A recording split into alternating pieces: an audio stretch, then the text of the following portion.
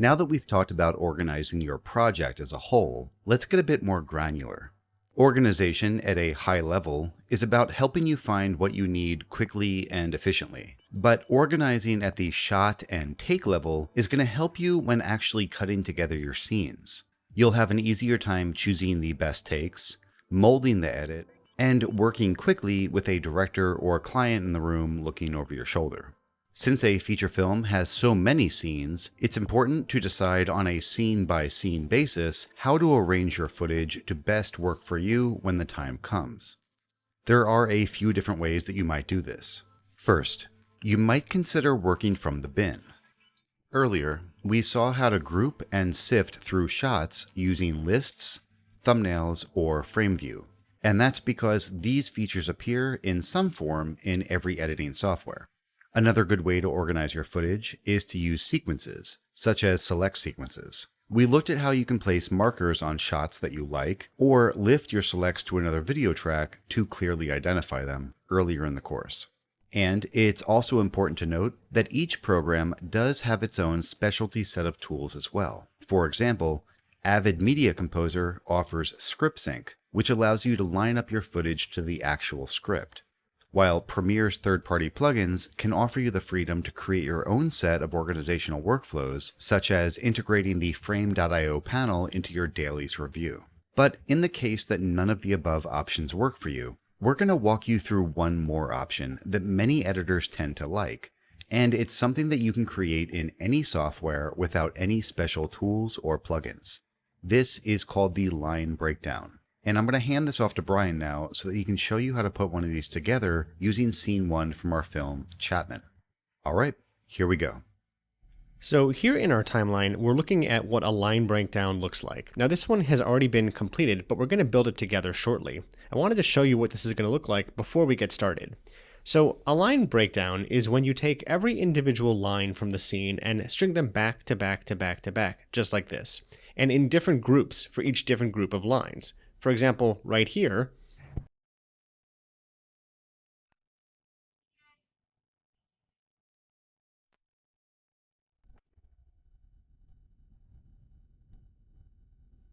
Alex? this guy walks in and says Alex. Now we're going to see if I were to play more of this, that he's going to do that same action multiple times from every different camera angle conceivable that this was filmed for. So this is going to be take 2 of the same shot.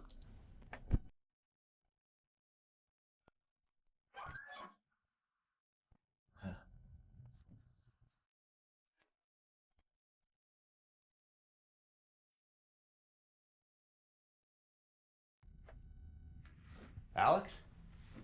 And then we'll go all the way to, let's say, take 9 so we can see it's more of the same.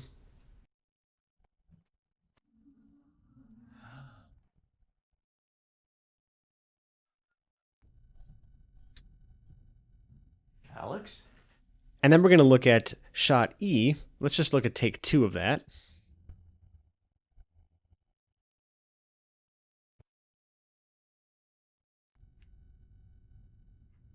Alex?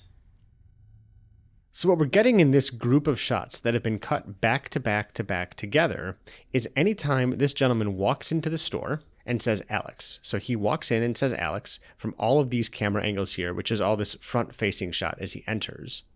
And then in shot E, they turned the camera around to face towards Alex, and it's every time Alex reacts to that, even though the line is said off camera. The next group that we're going to look at is going to be the next line in the scene. Can I help you? Alex Fletcher? Can I help you? Alex Fletcher? Can I help you? Alex Fletcher? And if we were to go further down the timeline, we would see that there's more lines, and more lines for the rest of the entire scene. Now I wanted to show you what this looks like before we get into actually making one of these, because the process of making this for a scene can be quite tedious, especially if you have a lot of dialogue to go through. They are incredibly helpful though. One of the great things about this, just taking for example right here, is we can see how their performances change from take to take. Let's just watch through a bunch of these and see if the takes get any different as time goes on. Can I help you? Alex Fletcher? Can I help you? Alex Fletcher? Can I help you? Alex Fletcher? Can I help you? Alex Fletcher? So we can see that right there, eventually, as their performances started to get a little bit better, he looks over at Sailor and acknowledges her before he says his line. So we're starting to see that the director and the actors are working towards something in the performances to get things to work just a little bit more interestingly. Can I help you? Alex Fletcher? Can I help you? Alex Fletcher? Can I help you? Alex Fletcher? Can I help you? Alex Fletcher? Can I help you? Alex Fletcher? And even though we noticed that that was just a one-off thing that occurred, that's a really good thing to mark later on, or perhaps if you chose not to cut that into your scene, at a certain point in the future when you're working on doing revisions or sitting in the room with the director, you would have watched through this and noticed that you found this one really interesting nugget of performance by just going through and looking at each individual take of this bit. So now let's go ahead and actually create this. I'm going to go ahead and show you my entire timeline, but I'm going to remove everything from it. We're going to start with a totally blank timeline. So what I'm going to do is I'm going to grab all of the different clips from my bin here and drop them into my timeline. But first, if you've already been looking at the clips in your bin and you've already made in or out points on these clips, you want to go ahead and clear all of that first so that when you drop them into your timeline, you're getting the entire shot. Second, you need to make sure that you sort the clips alphabetically before you select all of them. Different editing softwares handle this slightly differently, so practice with dragging large groups of clips into your timeline to ensure they end up in alphabetical order once you bring them in. So here we have a long string out of all of the footage from the scene, starting with the first shot and then going all the way to the last shot. What I usually like to do in this kind of situation is break these apart with little gaps between the different shots. For example, we group all the takes from shot 1 together, then all the takes from shot 1A together, then shot 1B, and so on. So I'm going to go ahead and do that now. Once I've gotten everything broken apart, I like to try to exclude shots that I'm definitely not going to include in this breakdown. For example, these two shots right here are slated as series. And it looks like this is just little close-ups of grinding the keys for the montage at the beginning of the film. So just to get those out of my way, I'm going to grab both of those and just move them to the back of my timeline. We can always place them at the start later on, but for now I just want to have them out of the way.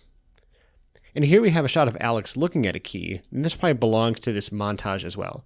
So we'll keep it back here. So all we really have to look at is this group of shots right here.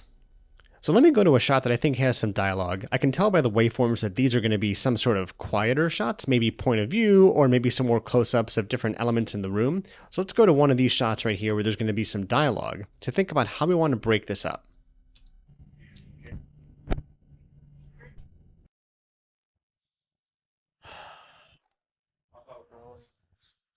And action.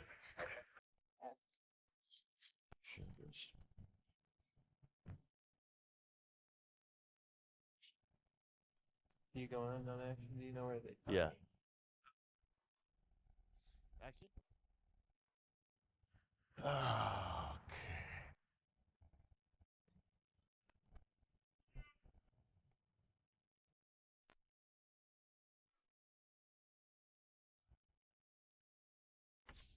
Alex? Don't ring that. Can I help you? Alex Fletcher? Okay, so we're starting to see the breakdown of how this scene is actually going to play out. Now, of course, we haven't cut the scene together, so we're just looking at raw footage right now.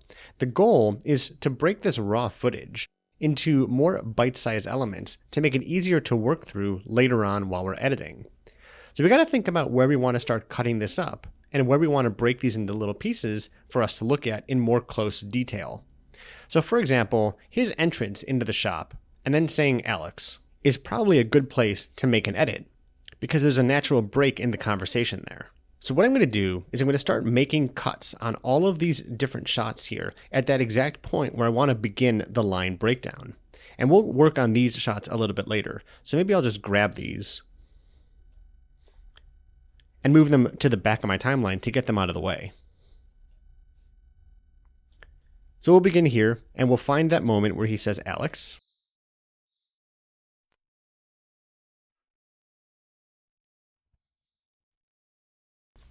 Alex?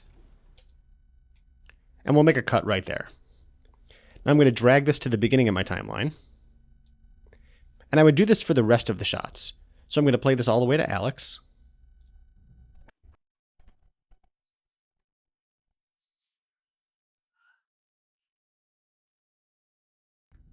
Alex? Then I'll grab it and move it to the end of the previous shot. And I would go through and do this for all of them.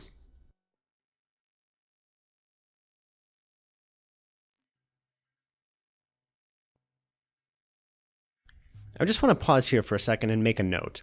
One of the things that I've noticed as I've done a whole bunch of these so far is that we can see individual audio tracks here. Now, this audio track on the top seems to represent the microphone being worn by this guy.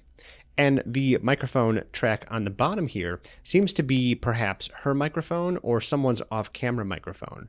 So if I were to only pay attention to the very top track of audio here, I can actually see the waveforms that indicate when he speaks. So I can probably safely assume that this little waveform here represents him saying Alex. Alex? And there we go. So this makes it a lot easier to visually make these edits without having to watch through the entire shot first.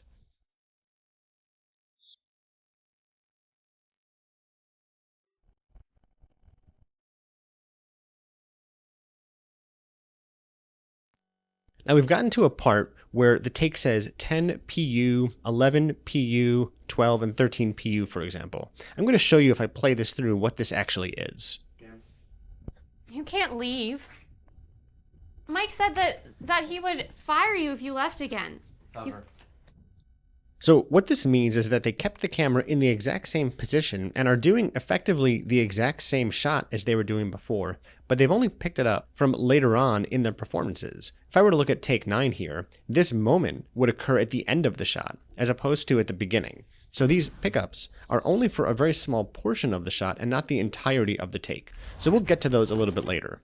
Now, we've cut a bunch of these lines together from this shot here, but we're not quite done. This is only from one camera angle. We want to go ahead and review the rest of the camera angles in the scene to see if this moment where he walks into the store and says Alex occurs anywhere else. And we would butt those up in the back of this here. So in this shot here, it looks like he's already gone at this point. So by the time this shot were to start, this guy would already be gone out of the store and their dialogue would begin. So this shot will not be included in that first group of line breakdowns. And it looks like not this one either, because she immediately enters frame at the start of the shot. But in 1E, it looks like Alex is going to turn around and face towards him for a reaction shot. And action.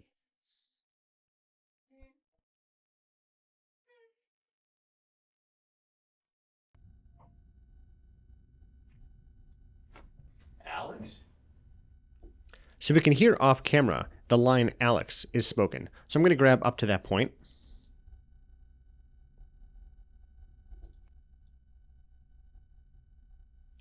And I'll head back over to 1E, and we'll do that for the rest of the shots in 1E.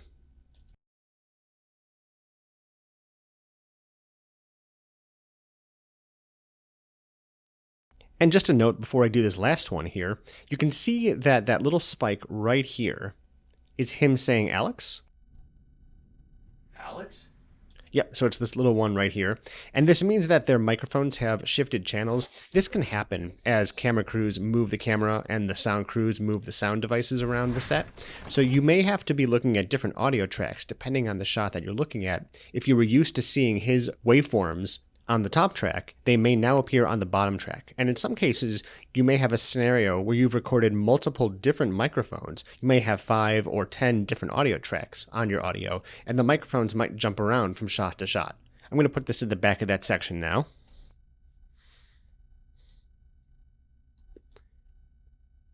And I'm going to review the rest of the shots.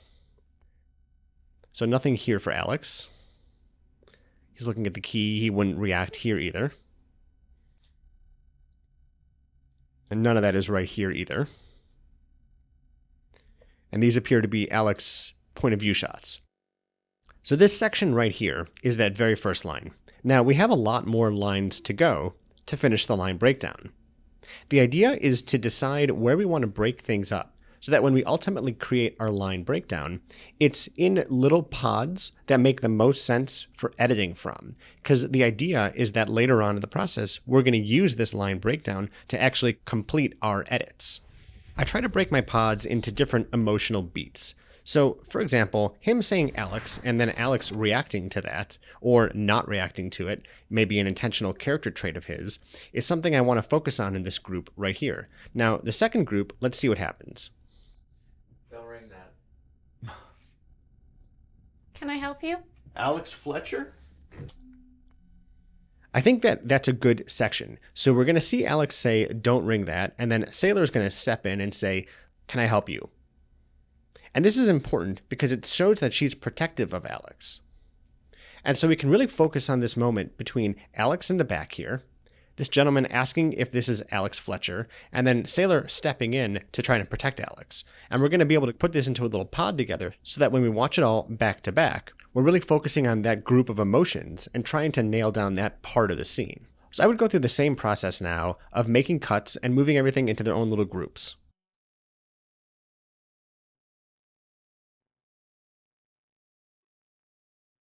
And we also know that shot 1E is also where we want to grab things from, because this is Alex's reverse shot of this moment. And we'll just do the same thing, we'll make little cuts. Sometimes, depending on the size of your timeline, I like to do all of my editing first, make all my cuts first, put them in one little group, and then just cut and paste them to the front of the timeline. It might make things a little bit faster. Now, depending on the software that you're using, there may be other tips and tricks that you're using to get this process done fairly quickly. And though it can be very tedious, it's a very important process for me to actually do myself when I'm editing a project, because it helps me watch the footage for the very first time and really pay attention to everything that's going on inside of it. At this point in time, I'm already sort of pre-editing the scene in my head as I'm looking through the different shots and different footage.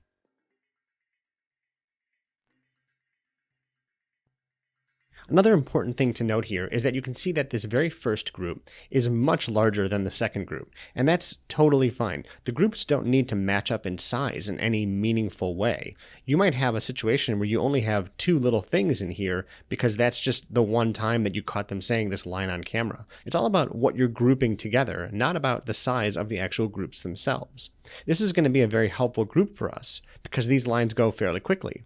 But at the start of the scene, as he walks into the store, there's much less to break down into more granular ways, because this action is meant to be uninterrupted. And I'm going to keep going through my line breakdown here, and I want to show you one more very interesting trick that might help you with editing in the future. Processor. How do you know that? I'm only asking as a formality. Tell him I'm not here. I know you are. You're right there. So if we take this all the way through, I know you are, you're right there, there's a lot of lines of back and forth happening. I'm going to do that for a couple of these shots. He's a process server. How do you know that? Look, I'm only asking as a formality. Just tell him I'm not here. I know you are. You're right there. Now, I'm not a huge fan of the way this is playing out right now. I'm trying to find a performance that I feel really fits the moment and the mood of the film, and I don't think that I've quite found it. Now, we are pretty early on into the takes. Let me just go a little bit later here. Let's look at maybe, say, take 7, for example. The process server. How do you know that? I'm only asking as a formality. Tell him I'm not here. I know you are. You're right there. I feel like he really nailed it here in this shot. So what I might do is I might just drop a marker on this clip right here and bring it with me into the line breakdown. So if I were to go ahead and finish creating the line breakdown for this section of shots, this green marker would carry along with this little segment here. And when I eventually come back to the timeline to use it for editing, I'll have a marker on it to remind me that I really liked this performance as I was already watching through it. So this is a good way to add some really quick notes to the things that you liked as you were already breaking them down. So now you can see in this group of shots that I've put together in my line breakdown, this one right here contains my green marker to remind me later on that I really liked it, and this is the one I should look at first. The process server. How do you know that? I'm only asking as a formality. Tell him I'm not here. I know you are. You're right there. Of course, the goal of the line breakdown is to look at every single performance back to back and decide the one that you think really fits the best for your scene. Now there's a lot more left to do, and I'm not going to make you watch me do all of it. Instead, I want to give you some information about when to actually create a line breakdown and how it would be the most useful to you.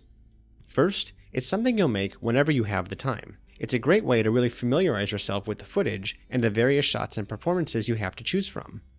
Second, whenever you're overwhelmed by a scene and aren't sure where to start or how to piece everything together, a line breakdown is a great place to begin.